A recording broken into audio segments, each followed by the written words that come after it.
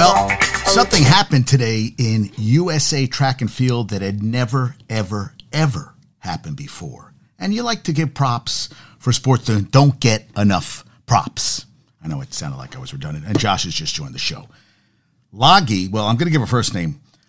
Lalauga Tausaga Collins became, and Bumbles has joined, throws a 4-meter personal best and becomes the first ever woman in Team USA history to win a world discus title at the World Athletic Championships.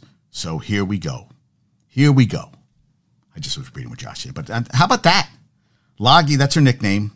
I think it's easier for me to call Lagi. She went to Iowa, and look at that. I mean, discus, that is not that's not an easy thing to throw. First ever one to win a discus title. So props, give props where props is due. Interestingly enough, I have some interesting things. So Bumbles and I both were talking about, he's not a fan of Alonso. He feels like they're going to have to pay him between 21 and 22 million next year. The thing is, this is a guy, now he's going to be 30 when he's a free agent. He's 28 now. If he keeps up his pace, he's got a shot at 500 home runs, which would guarantee placement in the Hall of Fame. And the Mets don't have too many guys going in as a Met. And I feel like that means something. And you don't really have a face of the franchise. I guess Lindor is it. Maybe Alvarez could be it. The Brewers weren't even offering their top prospect for Alonso, which Bumbles brought up to me and said, hey, that's, hey, Kev Du has joined us too today. Kev Du, the man. Kev. And I hear what he's saying, but I feel like there's guys you have to have around the team to have as that guy. And, it's still on now, the track and field. Fantastic. I do not have it on. I was watching this morning. I watched Murders in the Building. They only put one a week. And I was watching, but I went through the show because I got to go to the goddamn bank. I got to go. I got clients. So I was rushing. So I didn't get to watch the last 20 minutes of Hard Knocks. And they didn't play that well. And what I've read is that, yes, Brewers' top prospect is number 2. And why wouldn't they give him up? Which means that the Brewers maybe didn't give up the prospect for Alonso is because they felt that they had the Mets over the coals, that they wanted to get him. And they were like, let's see what we could get for him. Let's not put our number 1 guy out there. Let's put some other top prospects out there. I don't know. They need some power in that Brewers lineup. That'd be a lot of money to bring in for him, to pay him the next couple seasons. I think that they were just saying to themselves, hey, let's see if we can get a steal here for the Mets. I mean, Mets got rid of everybody. Maybe they were desperate. They want to fill up and he feels he's a meathead. Well, I don't get the meathead from him. I mean, he's a big dude. They call him Polar Bear. The fans like him. You have to have somebody to like. Mets have to have somebody to like. You got somebody to build around for the future. That's what I was saying. So I'm watching Hard Knocks, and from what I saw, what I've been reading, and I haven't really watched a lot of Pretty Boy, Zach Wilson, play, but he really hasn't made any big throws. He hasn't really tested it. They're trying to reset him. But I wouldn't feel comfortable with him starting in place of Aaron Rodgers, who State Farm, after 12 years, State Farm got rid of him. Hey, I don't feel bad. He made $36 million. Let's move on. Mahomes is the next guy.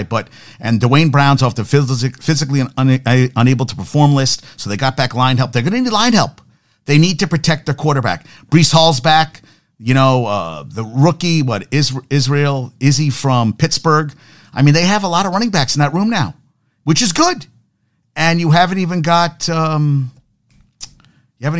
Cook he's just starting to practice now. So we're going to see what happens with the Jets. They did not look good against the Buccaneers. I know it's preseason, but you want something to build on. And I like Saleh, the way he was talking to the team, how there's 4 categories, and he wants everybody to be contenders and competitors. He doesn't want, he wants everybody to try to be at their PR every day. Yeah, so we'll see. We'll see what happens. And, they play the Giants this weekend. You're going to get a couple series in with Aaron Rodgers, and we're going to see what happens going forward. Now, did you see – I thought it was pretty funny yesterday with the Astros. Yeah. That kid from the Brewers is good. Yes, he's good, but he's in the minors. It's also like that – I thought we talked about this. Yeah, Chourio. Prospects is a prospect. We don't know how they're going to be at the major league. You know, they can't miss. USC just signed a kid, the number one prospect. He is a sophomore in high school from Georgia, and they're saying he's a can't miss. He's got 3 years of high school left to play. I feel like, you know what? A lot of things can happen in the next 3 years. I mean, he's the number one prospect, can't miss. I hope he is. I hope he's a can't miss. But I feel like even Chourio, until he gets up in the majors and becomes that guy, we're going to see. Yes, prospects are suspects. We talked about this. We talked about this, man.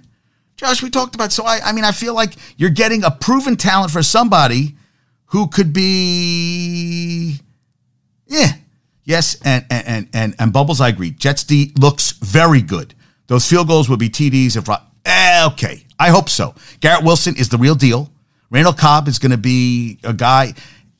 And he said something to Randall Cobb. If he doesn't trust you, he does not want to throw interceptions. If he doesn't think you're running the right routes, he is not going to throw the ball to you. He told all the guys there. I mean, they have a history together. And Garrett Wilson, you know, is going to be the real deal.